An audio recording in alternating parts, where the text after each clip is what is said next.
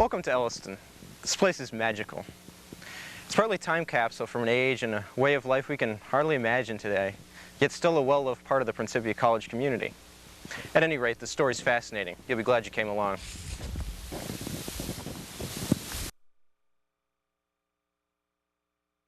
Eliestoun is basically a blend of two well-recognized styles in the late 19th century America. One being called the Queen Anne style, the other is the shingle style. And Queen Anne is basically distinguished by these kind of large turrets, which is a very prominent feature in the exterior of Eliestoun. And what's called a kind of a picturesque skyline. The chimneys stick up and break the even line of the top of the roof. And there's a lot going on, okay? Much of Eliestoun, not all of it, but much of it is sided in vertical shake shingles, wood shingles. And it's more than that too. It's not just the covering, the sheathing of the building. You have this sense of almost inflated architecture, like the walls are just these kind of thin membranes that are stretched. Doorways get larger, so spaces flow into each other. It's really kind of the hints that Frank Lloyd Wright builds on when he does his own prairie-style homes. Okay, so shingle style is a very progressive tendency or direction in late 19th century, and Eliestoun is really a part of that. They wanted an architecture that was truly American. I mean, we had spent, well, we were a colony for 200 years, so we had gotten in the habit of basically copying the architecture of the mother country, of Britain, and of other European countries.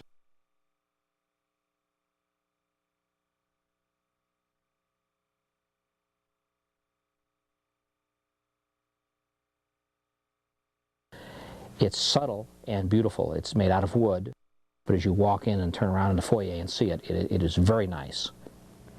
And just off in a back hall, or side hall, is a back stairway, and that reflects the nature of servants, and that you have a wing of the house with servants' rooms and with a servants' stairway in which the servants could move up and down to handle house business without being seen.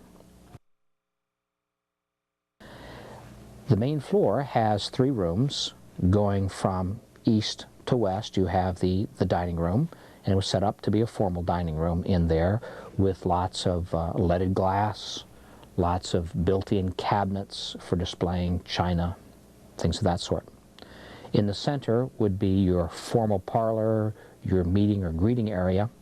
At one time there was a fireplace that opened between the two, between the dining room and this parlor foyer, and you can see from the front door through the foyer, through the parlor, right out to the bluffs. And one should note the door, it's extra large in dimension and width, and hence the glass in the door is a very large piece of glass. And then the room that's to the west is the one we'll call it the study, or the family parlor room, where you'd have a piano, where you'd have your books, where you'd have your evening fireplace. All these, again, are in wood. The dining room has long since been painted over, but you can see a lot of the original wood and woodwork in the other 2 rooms. The southwest corner is actually curved, which means that the glass in the windows has to be curved. And the framing is in such a way as you've got curved windows, which when they operated on a sash and weights could slide up and down. I hope you'll look carefully and be able to see in some of the glass the old bubble imperfections in it, indicating old and original glass that's still in there. One of the difficulties with using buildings, say like this one that's over 100 years old, in the modern era, for things other than, say, a private home, is that it must meet modern safety regulations.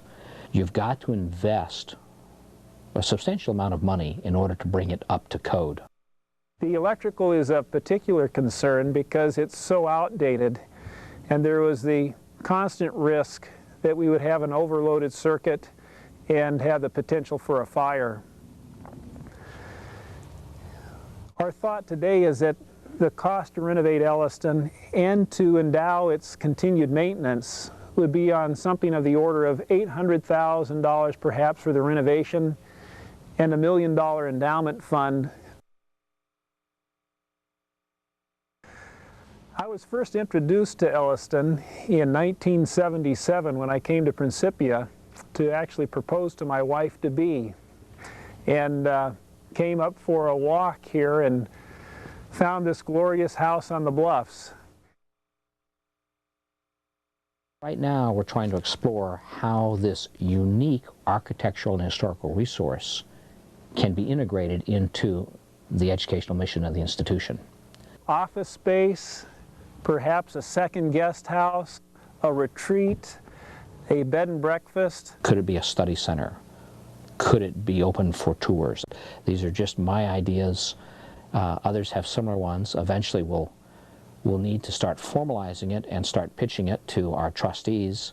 There's a feeling of responsibility to maintain our heritage here.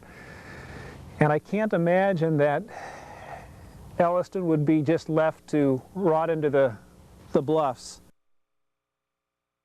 It has unique architectural and historical value, far beyond Principia itself, for this region, for the Elsa region, and for the St. Louis region.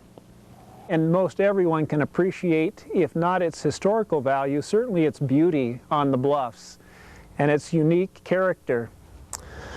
Really, Eliestoun is, to my knowledge, along this section of the Mississippi, it's unequaled.